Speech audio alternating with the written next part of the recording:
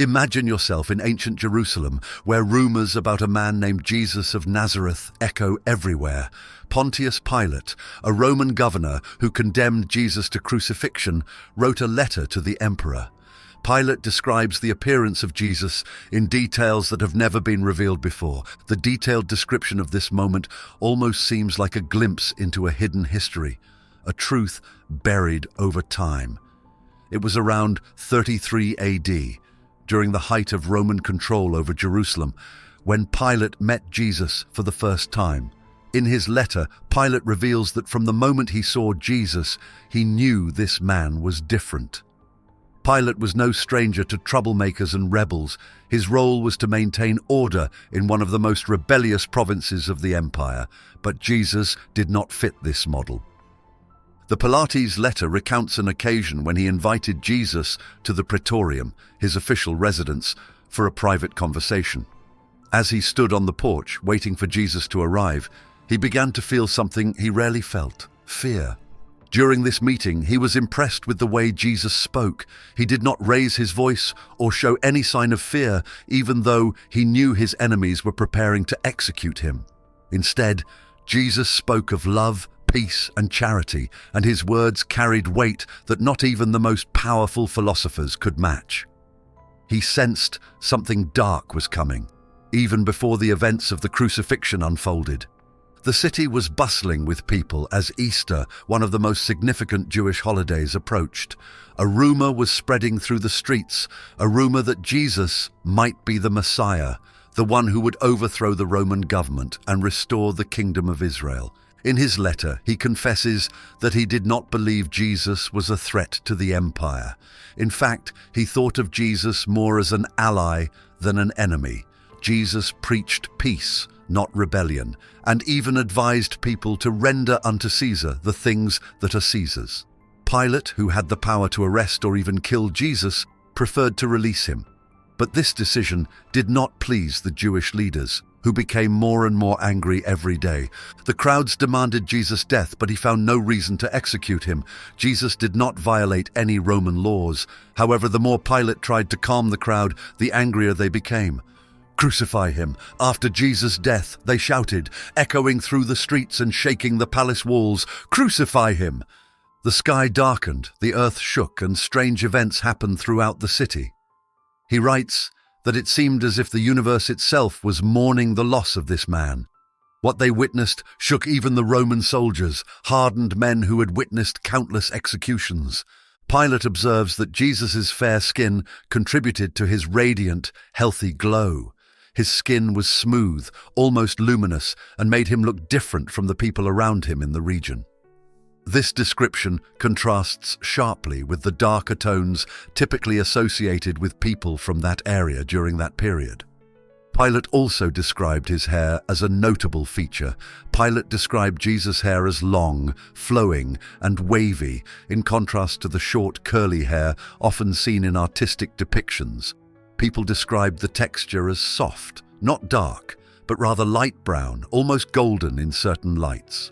This specific detail is especially intriguing because it differs from common depictions of Jesus with darker features, which align with the typical features of Judean men. Then there are the eyes of Jesus, which Pilate found particularly captivating.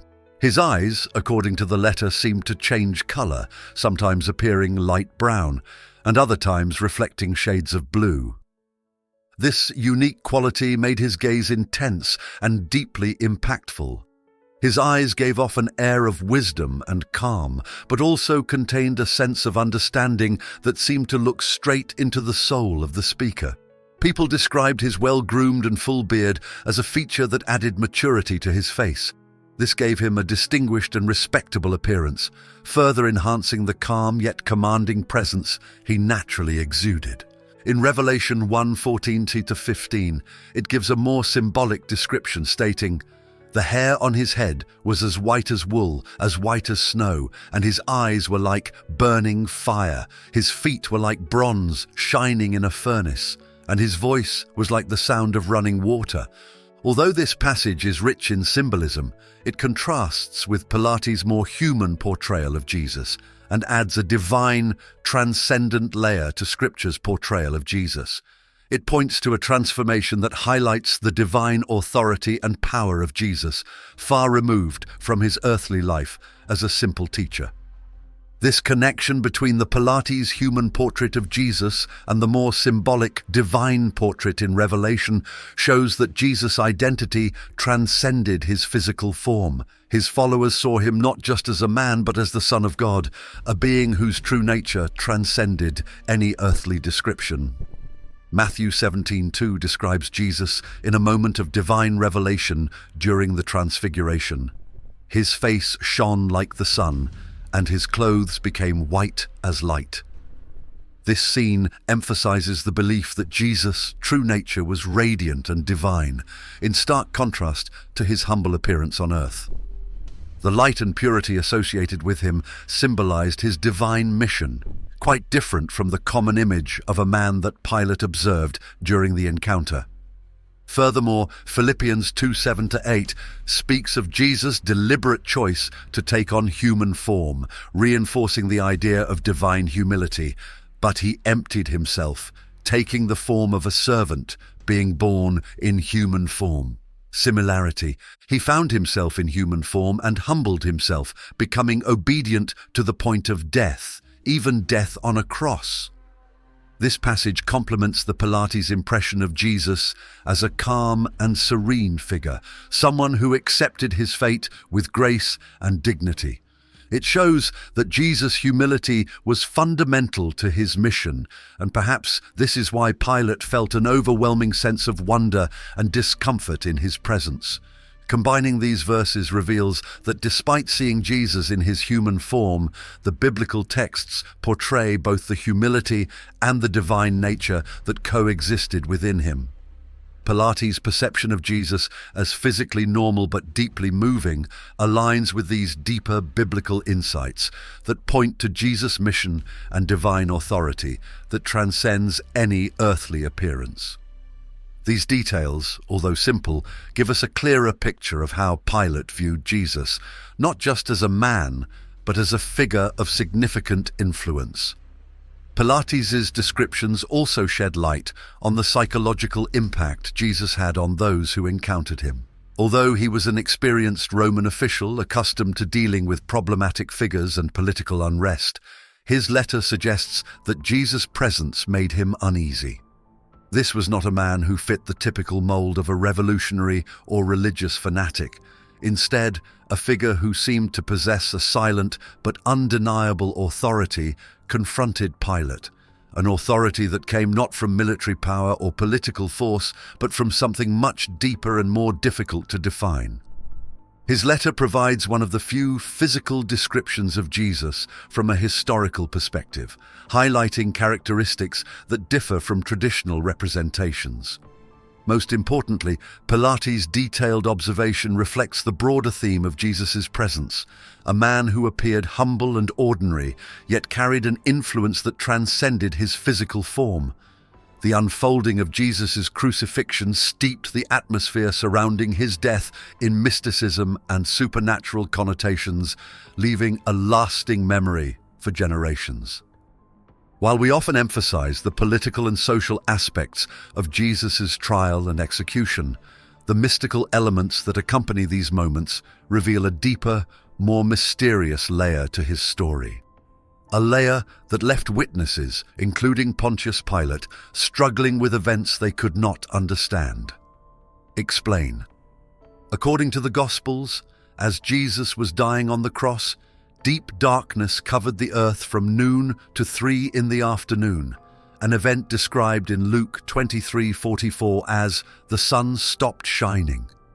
Many saw this unnatural darkness occurring in the middle of the day as a divine sign reflecting the cosmic weight of what was happening. This wasn't just an execution. It was a moment that seemed to transcend the ordinary laws of nature. In addition to the darkness, Matthew 27:51 describes another shocking event. The earth shook, the rocks split, and the tombs opened.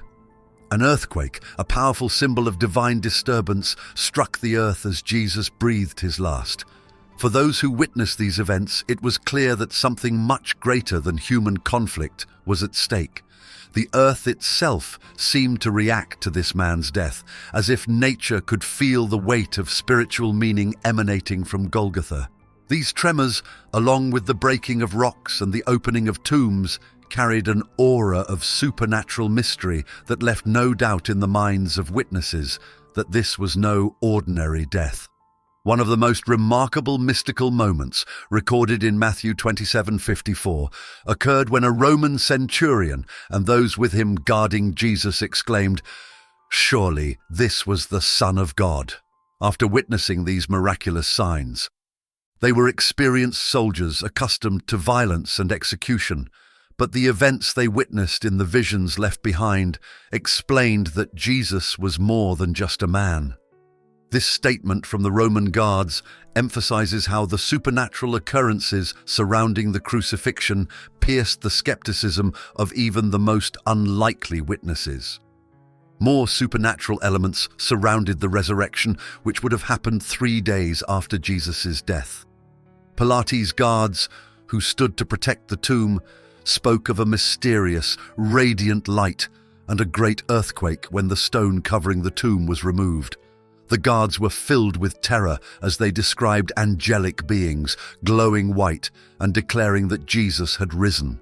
This was no ordinary event. It was something that challenged the natural order and confirmed the suspicions many had that Jesus' death was part of a divine plan. Over the centuries, artists from different cultures and eras have interpreted Jesus in very different ways, often reflecting the cultural, theological, and political needs of the time rather than historical accuracy. The evolution of Jesus' image demonstrates the ability to reinvent powerful figures across time and geography. As Christianity spread across Europe, the image of Jesus began to change. Byzantine art often depicted Jesus with darker hair and a longer, more solemn face, reflecting the Eastern Church's more ascetic and theological focus. The famous Pantocrator images from this period present Jesus as a stern and all-powerful judge, his features often reflecting the ethnic features of the population of the Byzantine Empire. This change in representation shows how the image of Jesus adapted to the new spiritual and cultural needs of the time. Moving on to the medieval and Renaissance periods, the image of Jesus acquired new characteristics. European artists, especially in the Renaissance, often portrayed Jesus as a distinctly European figure. With fair skin, light brown or blonde hair and blue eyes, these images became the dominant depictions in Western Christianity. This portrait, which in some ways aligns with Pilate's description of Jesus, became iconic and remained ingrained in Western religious consciousness for centuries. However, this portrayal was often far removed from any historical reality, reflecting the predominantly European audience and their own identity rather than the actual appearance of a Jew from first-century Palestine. In contrast, in regions outside of Europe, representations of Jesus took on local cultural characteristics. For instance, Ethiopian Christianity frequently portrays Jesus with darker skin and African features, mirroring the identity of the native population. There are also representations of Jesus in East Asia, particularly in Japan and China, where artists depict him with Asian features. These interpretations demonstrate the constant adaptation of the Jesus image to align with local cultures, thereby establishing him as a universal figure accessible to all. More recently, modern scholarship and artistic representations have attempted to reconstruct a more historically accurate image of Jesus.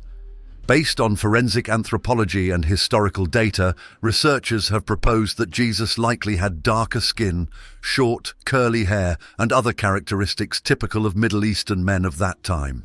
These discoveries are often far removed from the traditional Western image, but they offer a deeper understanding of the man who lived in Judea more than 2,000 years ago.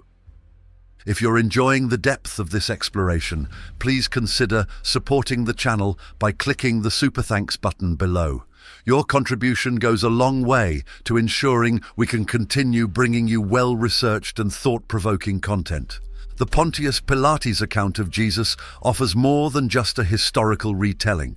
It opens up a deep contemplation of how we view one of the most significant figures in human history. Although the Gospels leave much of Jesus' appearance to the imagination, the Pilates letter adds a unique layer to the narrative. His depiction of Jesus, his lighter skin, wavy hair, and piercing eyes, offers a glimpse of how a Roman governor immersed in a culture of power and empire viewed this humble, serene figure. The struggle of Pilates, caught between the demands of Roman law and his own troubled conscience, speaks to the greater tension between earthly authority and divine purpose. Thank you for watching this video. Come be part of our community by subscribing to our channel. See you in the next video.